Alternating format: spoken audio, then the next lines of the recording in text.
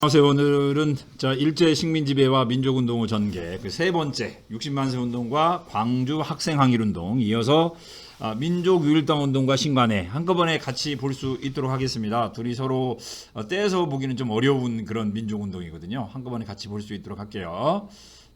목표입니다. 60만세 운동의 발생 배경과 전개 과정, 그 다음에 광주 항일학생운동의 전개 과정과 의의. 얘도 특히 이제 뭐 둘 중에 하나라고 한다면 아무래도 좀 광주 학생 항일운동으로 좀 많이 기울죠. 그 다음에 민족유일당 운동의 전개 과정을 말할 수 있다. 신간의 활동 내용과 그 역사적 의의를 설명할 수 있다. 우리 뭐 저번 시간에 또 이야기를 할 때 우리 친구들이 신민회에 좀 서운한 것이 있다라고 한다면 이번에는 그 신간회 활동을 통해서 신민회의 서운함을 좀 풀어볼 수도 있다라고도 이야기를 했었어요. 물론 시험 이야기죠. 자, 먼저 60만세 운동 보도록 하겠습니다. 1926년 6월 10일입니다. 60만세 운동이니까요. 자, 우리 3.1운동은 고종 황제의 죽음과 관련이 있었다라고 한다면 이 60만세 운동은 순종의 사망과 관련이 있죠. 이때 조선학생과학연구회, 우리 교과서에 나와 있죠. 조선학생과학연구회, 그 다음에 조선공산당과 같은 사회주의 계열, 뭐 우리 저번에도 이야기를 했지만 우리나라의 사회주의 운동이 들어온 건 1920년부터입니다. 1920년에 사회주의 운동이 들어왔고 23년, 4년 뭐 조선 청년 총동맹, 그다음에 조선 노동자 농민 총동맹, 그다음에 1925년에 조선 공산당까지 사회주의 계열에 대해서 말씀드렸잖아요. 그래서 요 사회주의 계열과 그다음에 천도교를 비롯한 민족주의 계열이 손을 잡았습니다. 일종의 약간 손을 잡아가지고 이제 처음으로 전개한 운동이 바로 이 60만세 운동인데요. 그러니까 사회주의 계열, 민족주의 계열, 여기에 학생운동 단체까지 끼어서 전개했던 고독적인 만세 시위 운동이다. 자, 전개 과정 보자. 일제의 경기 강화. 일제 순종황제가 죽자 당연히 그 3.1운동에 대한 트라우마가 생겼겠죠. 3.1운동도 고종 황제가 돌아가시고 그 다음에 장례식 날 인산일이죠. 인산일을 기점으로 해서 3.1운동이 일어났기 때문에 뭐 일본 총독부 입장에서 볼 때는 순종황제의 죽음을 둘러싸고 뭐 경계태세를 굉장히 강화하고 있었고, 이런 상황에서 천도교 청년회의 만세 시위운동이 사전에 발각이 됩니다. 그리고 천도교 청년회 조직이 발각되면서 역시 또 이때 조선공산당 간부들이 체포가 돼요. 그래서 이제 이때 조선공산당 간부 가운데 한 명이 하필이면 또 우리 권가네요. 권오설이라는 사람이었는데, 이 권오설이 잡혀서 뭐 일본 뭐 고등계 형사들이죠. 고등계 형사들의 고문을 이기지 못하고 다 그걸 발설을 합니다. 발설을 하면서 천도교와 그 다음에 조선공산당의 만세 운동은 계획이 탄로가 돼요. 딱 하나 이제 학생 조직은 탄로되지 않았는데, 학생 조직도 이때 고민이 있었겠죠. 당연히 뭐 이미 조선공산당의 운동 계획이 탄로가 났기 때문에 대규모로 하기는 힘들다. 그러면 우리가 여기서 포기하고 다음을 계약할까? 아니면 그럼에도 불구하고 할까? 그런데 학생은 뭐예요? 학생이라는 것들은 대개 보면 뭐 무모함이라고 하면 무모함이라고도 볼 수도 있겠지만 학생운동은 좌절을 모르잖아요. 그래서 학생들은 예정대로 시위를 준비를 하고 또 전개를 합니다. 그래서 순종의 장례식인 6월 10일 날 학생들이 만세 시위를 전개했고요. 근데 아까 이야기한 대로 일본 아이들이 경기가 심했기 때문에 뭐 중앙 고등보통학교를 비롯한 몇몇 학교에서 시위운동을 전개를 했고 약 200여 명이 체포됩니다.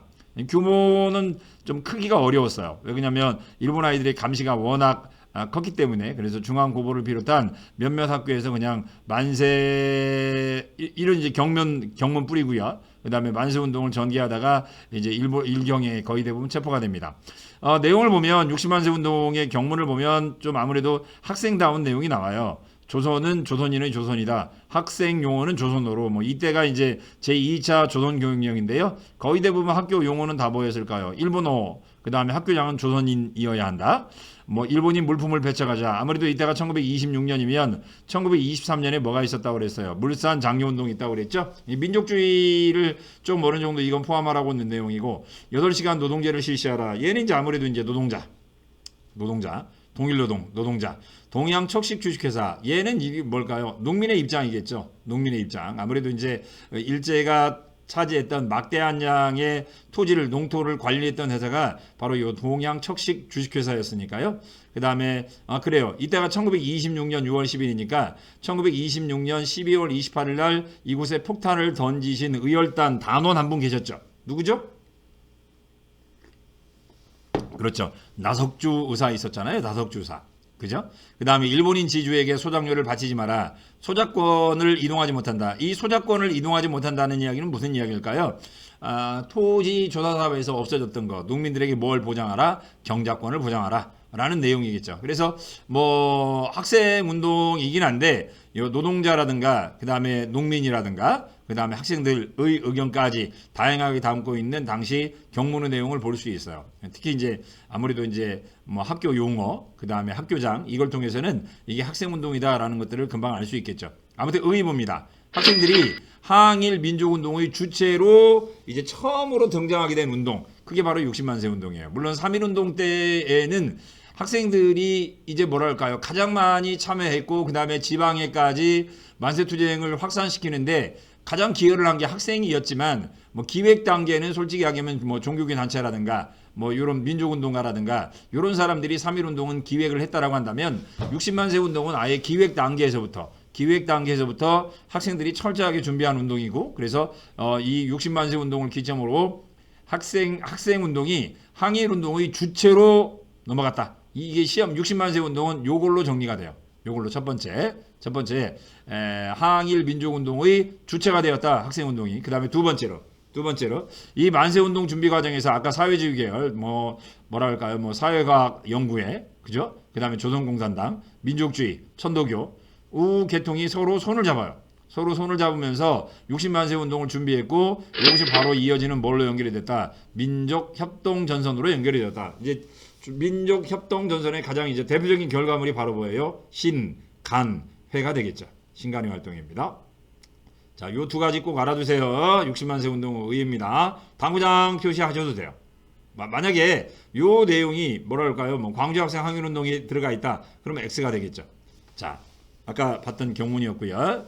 그 다음에 광주학생 항일운동입니다. 배경 1920년대 중반 이후에 학생운동이 조직화되었다. 아까 이제 1926년 6월 10일 60만세 운동을 계기로 해서 학생운동이 민족운동의 뭐 주체가 되었다라고 이야기를 했잖아요. 그러면서 다양한 학생운동 조직이 만들어지고, 대부분의 학생운동 조직은 독소회를 통해서 이루어집니다. 그래서 독소회를 비롯한 여러 비밀결사가 만들어졌고, 이들 학생들은 식민지 노예교육철폐, 그 다음에 수업 중 한국어 사용, 그 다음에 학생 자치들을 주장하면서 동맹휴학을 전개하기도 했다. 아무래도 이제 학생 운동이다 보니까 이제 기본 토대가 된 건 바로 뭐였어요? 학교에서의 그런 식민지 교육 철폐를 주장을 하는 거죠. 학교에서의 식민지 교육 철폐, 그 다음에 이제 학교 밖으로 나가면 이제 뭐예요? 뭐 독립운동, 뭐 민족해방투쟁 이쪽으로까지 연결이 되죠. 자, 동맹휴학 우리 교과서에도 나와 있어요. 1921년 쭉쭉쭉 24년에 줄었다가 20년도 후반이 되면 학생들의 동맹휴학이 급속도로 증가를 했고요. 뭐 그래서 26년 아까 60만세 운동이죠. 27년, 28년 그리고 이제 29년 광주학생 항일운동이 되면 이게 동맹휴학이 이제 300건이 넘게 됩니다. 300건이 넘게 될 정도로 학생운동의 규모가 이제 비약적으로 커지게 되죠. 그러니까 광주학생 항일운동이 전개되게 된 배경입니다. 배경 학생운동이 상당히 조직화되었다. 전개 과정입니다. 1929년 10월 전라도 나주입니다. 이때 이제 나주에서 광주로 기차를 통학하는 학생들이 굉장히 많았어요. 기차를 통학하는 학생들이 굉장히 많았는데, 이 중에 한 여학생이 있었죠. 이제 요게 이제 사건의 핵심인 박기옥 여사님이고요. 그 다음에 친구였던 이광춘 여사님이시고요. 그 다음에 이분은 누구냐면 요 박기옥의 사촌 오빠 박춘배입니다. 박춘배. 근데 이제 아무튼 요 박기옥 선생님이 아까 이야기한 대로 나주에서 광주 통학기차를 타고 등교를 하고 있었는데, 여기에 짠 하고 누가 등장하냐면 이렇게 된 게 당연히 누굴까요? 일본 놈이죠. 일본 학생 후쿠다가 등장을 합니다. 이 후쿠다가 박기옥 학생의 이제 우리 조선인 여학생들은 되게 이제 그 짧은 치마와 그 다음에 한복 저고리 교복을 입고 있었고요. 그래서 이제 일본 놈 후쿠다가 이제 머리카락을 잡고 장난친 거죠. 아, 조선진 너 학생 이분이다 뭐 이렇게 장난을 쳤나 봐요. 그걸 옆에서 누가 봤냐면 박춘배가 보죠. 그러면서 이제 후쿠다하고 박춘배하고 싸움이 한번 붙어요. 아침에 그렇게 등교했고요. 근데 이제 문제는 어때요? 저녁 때 또 보죠. 이 사람들을 저녁 때 또 봅니다. 왜 그러냐면 통화하는 기차가 딱 한 대니까. 그래서 저녁 때도 또 만나고, 그래서 자꾸 이제 싸움이 어떻게 돼요? 커지게 돼요. 싸움이 계속 커지게 됩니다. 이제 매일마다. 맨 처음에는 이제 박기옥과 후쿠다 둘이 싸움이었는데, 저녁 때 갈 때는 이제 좀 어때요? 뭐 일본인 10명, 그 다음날은 이제 일본 놈 100명, 뭐 이런 식으로 이제 사건 규모가 이제 서서히 커지게 되는 거죠. 여기 보면, 학교에 보면 광주 고보하고 중학생, 광주 고보는 조선인이 다니는 학생이었고요. 그 다음에 광주 중학교는 일본 놈들이 다니는 학교였어요. 다행스럽게 이제 우리 전주고등학교가 1919년 6월 19일 날 개교를 했잖아요. 6월 19일 날 개교를 했는데, 이때 만약에 개교할 때 이름이 전주중학교면 일본 놈 학교예요. 근데 다행히 우리 전주고등학교 개교할 때 당시에 이름을 보니까 전주고등보통학교더라고요. 고등보통학교면 조선인들이 다니는 학교고, 요 학교는 그래도 조선어로 수업을 했어요. 광주 중학교는 주로 뭐 일본인이 다닌다라고 하는 규정은 없는데, 광주 중학교에서는 수업을 철저히 뭘로 이루어져요? 일본어로 이루어졌어요. 일본어로. 그러니까 이제 일본어로 수업이 이루어지다 보니까 광주 중학교에 다니는 학생은 당연히 일본 놈과 그 다음에 친일 학생들, 친일 뭐 세력들이 다녔겠죠. 이제 아무튼 둘이 싸웠다라고 하는 그런 기사가 나와 있어요. 여기 보니까. 그래서 계기로 충돌을 했고요. 그 다음에 경찰과 교육당국이 이제 뭐 이 싸움이 이제 제대로 붙은 날이 며칠이냐면 11월 3일이에요. 11월 3일. 이 11월 3일이 뭔 날이냐면, 우리나라로 따지면 그때가 음력 개천절이에요. 그 다음에 일본 놈으로는 이때가 이제 일본 왕이 히로히토인데요. 히로히토 이전의 왕이 누구였냐면 메이지였죠. 메이지 생일날이에요.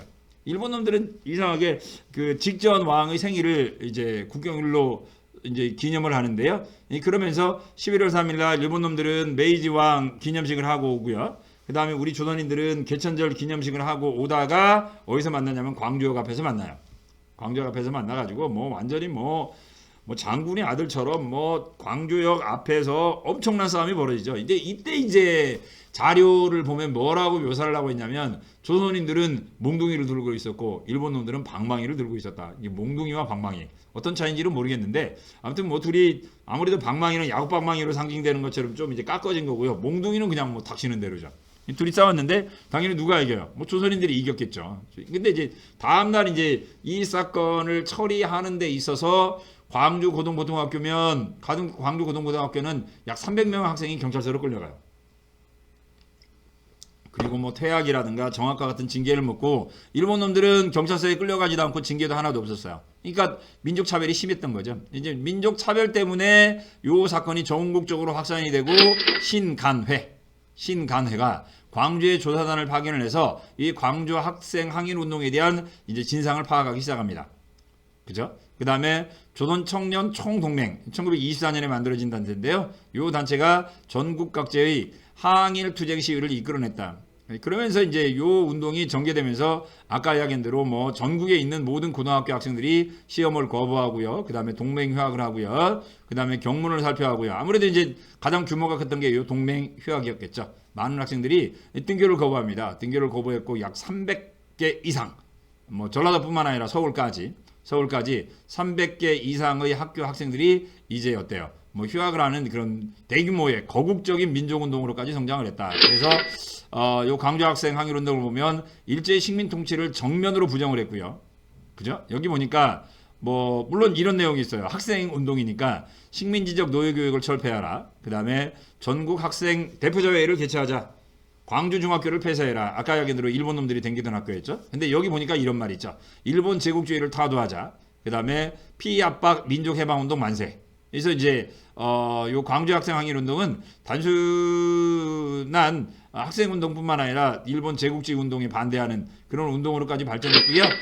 광주 학생 항일 운동의 의의는 뭐냐면 3.1 운동 이후에 등장했던 최대 규모의 항일 운동이다.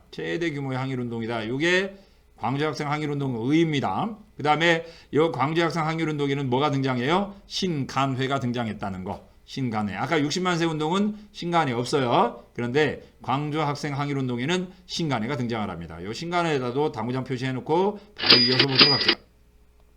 자, 경문이고요. 아까 봤던 내용이죠. 신문 내용입니다. 자, 그 다음에 이제 민족 유일당 운동과 신간에 아까 말씀드린 대로 이어서 한꺼번에 보도록 할게요. 중국에서는 1924년에서 27년까지 제1차 국공합작이 이루어져요. 여기서 이야기는 국공합작이라는 건 국민당과 공산당이에요. 국민당과 공산당이 손을 잡고 중국이 이제 남쪽입니다. 강남 광저우에서 이제 국민당이 공산당과 손을 잡고 북벌을 시작해요. 여기서 이야기는 북벌은 베이징을 점령하자요. 이때 베이징에는 누가 있었냐면 군벌이 있었거든요. 군벌 세력을 몰아내고 중국을 하나로 통일하자. 그래서 전개된 운동이 제1차 국공합작이었어요. 국민당과 공산당이 손을 잡고 군벌 세력을 타도하자입니다. 타도하자요. 물론 그런데 이제 제가 27년이라고 했던 것은 이 당시에 이제 맨 처음에 이걸 시작했던 건 순원이라는 사람이었어요. 순원. 손문이죠. 근데 이제 손문이 1925년에 죽자 누가 등장하냐면 짱체스라는 사람이 등장을 해요. 짱체스. 이 짱체스가 27년에 공산당을 배신합니다. 이게 이제 유명한 530 사건인데요. 530 사건인데 아무튼 24년에서 27년간 중국의 국민당과 공산당이 이념의 차이를 극복하고 손을 잡았다. 이게 이제 우리 민족에게도 시사해 주는 바가 컸다는 이야기죠. 이 당시 우리나라는 1923년 국민대표회의 결렬 이후 민족운동 진영이 4분 5열로 갈라져 있었는데 1926년 안창호가 민족유일당 운동을 제천했다. 26년이면 중국이 1차 국공합작을 할 때죠. 중국도 국민당과 공산당이 손을 잡고 군부를 타다하고 하나로 통일된 중국을 만들려고 하는데 그죠? 우리도 손을 잡아야 된다. 우리도 모든 정당이 하나가 되지 않으면 이게 온이원이에요. 온이원 하나가 돼서 민족운동을 전개하지 않으면 안 된다. 자, 민족유일당 운동을 안창호가 제창했다. 이 안창호의 연설입니다. 1926년 10월 21일 시난민보. 그러면 우리가 앞으로 어떻게 할까? 먼저 대혁명당이 조직되는 데 있습니다. 그렇지 않으면 될 수 없는 것은 무등가상인가? 김가는 김가, 이가는 이가. 각각 제 주권대로 나아가는 까닭에 될 수 없습니다. 그런즉 이것을 다 총괄하여 김가든지 이가든지 일제히 대혁명당의 자격을 가지고 활동하는 것이 조직적 혁명체가 되는 것입니다. 우리는 각각 그 정신과 주의와 장단을 따지지 말고 대혁명당을 조직하도록 합혀야 하겠습니다. 여기서 이야기하는 이제 대혁명당이라는 게 바로 뭐예요? 민족유일당이겠죠. 하나가 되자. 안창호가 처음으로 제기를 했다. 자, 그러면 이처럼 이제 그 중국에서는 제1차 국공합작, 그 다음에 1926년 안창호가 민족유일당 운동을 주장하고 있을 때 그 당시 우리나라를 둘러싼 상황은 어땠느냐. 특히 이제 가장 먼저 만주 지역이 나오는데 만주에서는 만주 군벌과 일본 미스야 이게 이제 일본 총독부, 이 조선 총독부 경무총감이에요. 이놈의 새끼가 둘이 손을 잡자. 만주 군벌하고 미스야가 손을 잡아요. 미스야가 손을 잡고 이 내용이 이런 내용인데 만주에 있는 한인 단체를 해산하고 무장을 해체하며 무기와 탄약을 몰수한다. 일본이 지명하는 독립운동가를 체포하여 일본 경찰에 만주 군벌이 인도를 하면 돈을 준다는 이야기예요. 조선인들이 무장을 해체하고 무기와 탄약을 일본에게 넘기면 뭘 준다는 이야기예요? 돈을 준다는 이야기예요. 이러다 보니 만주에 있었던 마적들이라든가 군벌들은 조선 독립운동가들 아니면 조선인들을 잡아다가 독립운동가라고 혐의를 씌워서 일본 놈들에게 넘기면서 막대한 양의 이익을 취하기 시작하는 거죠. 이 미스야 협정과 관련된 영화가 바로 이제 영화 놈3 뭐 이상한 놈 뭐한 놈 있잖아요. 거기 보면 이제 현상금 영화잖아요. 현상금. 이 독립운동가들을 잡아다 현상금을 타려고 하는 움직임이 있었던 것들이 바로 이 미스야 협정과 관련된 거죠. 그래서 아무튼 1925년 미스야 협정이 체결되면서 우리나라 민족운동이 더욱더 어려워지는 상황에서 그 당시 이제 1920 만주에서의 독립권 활동이 크게 위축이 되었다. 그래서 24년, 25년, 26년, 27년 독립군 활동이 이건 뭐예요? 이거 24년에서 27년까지 이거 몇 배가 줄은 거예요? 이건 10배가 아니라 거의 30배 이상 줄어들었네요. 그죠? 30배 이상 줄어들 정도로 민족운동이 크게 침체가 됩니다. 크게 침체가 되자 자 우리도 이 위기를 극복하기 위해서는 하나로 뭐하자 합치자. 그래서 이러한 위기를 극복하기 위해서 여기 있는 3부 있죠. 1924년에 만들어졌던 참의부, 정의부, 신민부예요. 신민부는 북만주라고 그랬죠. 그죠? 참의부는 압록강유역에 있었고요. 대한민국 임시정부와 관련돼 있는 부대가 참의부였죠. 그 다음에 정의부는 어디 있었어요? 정의부는 어디죠? 남만주죠. 남만주. 이렇게 있었던 3부가 하나로 통합운동을 전개합니다. 아까 이야기한 대로 미스야 협정에서 어려운 상황이 되다 보니 뭐 이럴 때일수록 우리 서로 갈라져 싸우지 말고 서로 뭐하자 하나로 합치자. 그래서 이제 민족 유일당 운동을 전개했는데 이게 제대로 되지 못해서 세 개가 두 개로 전개가 됩니다. 남만주 지역에는 국민부로 합치고요. 그 다음에 북만주 지역은 혁신의회로 합쳐져요. 그래서 이제 요 낭만주 지역에 있었던 국민부는 뭐가 됩니까? 조선혁명군이 되고요. 조선혁명군이 되고요. 그 다음에 북만주 지역에 있었던 한국독립군은 혁신의회는 한국독립군이 됩니다. 이게 요 남만주에 있었던 조선혁명군은 양세봉을 중심으로 한 사회주의 계열이고요. 그 다음에 북만주에 있었던 한국독립군은 지청천을 중심으로 한 민족운동 계열입니다. 아무튼 3부가 민족유일당 운동을 전개해서 몇 개로 만들어졌다? 2개로 만들어집니다. 2개로 만들어져요. 자, 조선혁명군, 남만주, 북만주는 한국독립군. 그렇게 됩니다. 자, 금방 봤던 내용이고요. 미사일 협정도 봤고요. 위축 봤고요. 그 다음에 이제 좌우가 함께한 민족협동전선 신간의 내용 보도록 하겠습니다. 아까 이제 3부 통합운동은 어때요? 만주 지역이었고요. 그 다음에 국내에서의 통합운동은 신간회가 되겠습니다. 창립 배경 자치운동 대두. 이 자치운동은 이건 뭐라고 그랬어요? 이건 친일운동이라고 그랬죠? 이건 친일운동이에요. 그 다음에 자치운동이 배경이 되면서 대두가 되면서 많은 민족운동가들이 친일로 넘어가게 됐고요. 그 다음에 일본 놈들이 뭘 시행해요? 치안유지법 1925년이죠. 그러면서 민족운동이 크게 타격을 받아요. 특히 사회주의 세력들이 더 큰 타격을 받았겠죠. 자치운동이 대두가 되면서는 민족주의 세력이 좀 타격을 받았고요. 많은 민족운동 세력들이 일로 빠졌으니까. 그러면 이 자치운동에 반대했던 사람들을 뭐라고 부르냐면 비타협 민족주의라고 불렀어요. 비타협 민족주의. 자치운동에 반대하던 사람들은 비타협 민족주의. 그 다음에 치안유지법에 타격을 받았던 건 아까 사회주의라고 그랬죠. 이게 둘 다 서로 세력이 강해지는 게 아니라 약해졌죠. 약해지는 그런 상황에서 이 위기를 극복하기 위해서 이제 어때요? 비타협 민족주의와 사회주의 세력들이 서로 손을 잡았다. 자, 조선민흥회. 얘는 비타협 민족주의 세력들이 만든 단체고요. 그 다음에 요 정우회. 요 정우회는 사회주의 세력들이 만든 단체예요. 사회주의 세력들이 만든 단체예요. 요 둘이 정우회는 이따가 뒤에 나올 거예요. 서로 만들었어요. 그래서 1927년에 자 비타협 민족주의 사회주의 세력이 신간회를 창립을 했다. 회장은 이상재다. 이상재는 민족주의 세력이고요. 부회장이었던 홍명희는 사회주의 세력이에요. 그러니까 민족주의와 사회주의 만남이죠. 독립운동의 이념과 방법의 차이를 극복하자. 자, 신간회 강령. 신간회에 대해서 나올 때 가장 쉽게 낼 수 있는 부분이에요. 우리는 정치적 경제적 각성을 촉구함. 우리는 단결을 공고히 함. 즉 민족주의와 사회주의가 하나로 손을 잡자. 우리는 기회주의를 일체 부인한. 얘는 뭘까요? 이제 자치운동을 주장했던 친일 민족주의 세력을 배격하자. 1927년 1월 20입니다. 1927년에 신간회가 만들어졌고요. 요 강령 세계는 꼭 아셔야 되고 가장 많이 나와주는 게 바로 요 기회주의를 일체 부인합니다. 아까 얘기한 대로 자치운동을 부정하라는 거죠. 자, 그래서 이제 민족협동전선을 결정했다. 민족협동전선 이꼬르 신간회. 민족협동전선을 다른 말로 표현하면 민족유일당.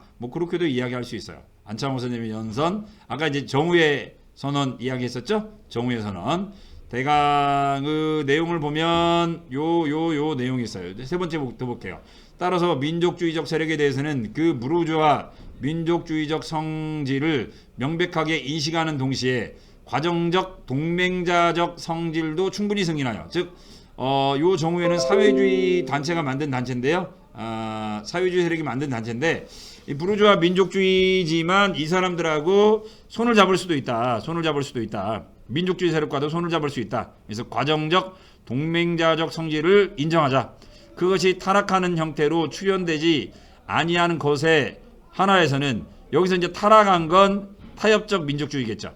그러니까 만약에 이 민족주의가 일본 아이들하고 타협하지 않는다라고 한다면, 그죠? 일본하고 타협하지 않는다라고 한다면 전략적으로 제외하여 대중의 개량적 이익을 얻기 위해서라도 종래의 소극적 태도를 버리고 분연히 싸울 것이다. 즉 옛날에는 이 사회주의 세력들은 민족주의가 전개했던 뭘 부정했었어요. 뭐 물산 장려운동, 걔는 돈 많은 자본가들을 위한 운동이야, 민족주의 운동이 아니야 라고 부정을 했지만, 가만히 보면 요 뭐랄까요, 물산 장려운동도 일본은 지배를 거부하는 운동이니 요런 정도 운동하고는 우리가 손을 잡을 수 있다. 요런 정도 민족주의 운동하고는 손을 잡을 수 있다라고 선언한 게 정오의 선언이죠. 그러니까 쌤이 금방 말했던 내용 정도는 알고 있으면 되고, 요 내용이 나오면 바로 뭐냐, 신간회가 됩니다.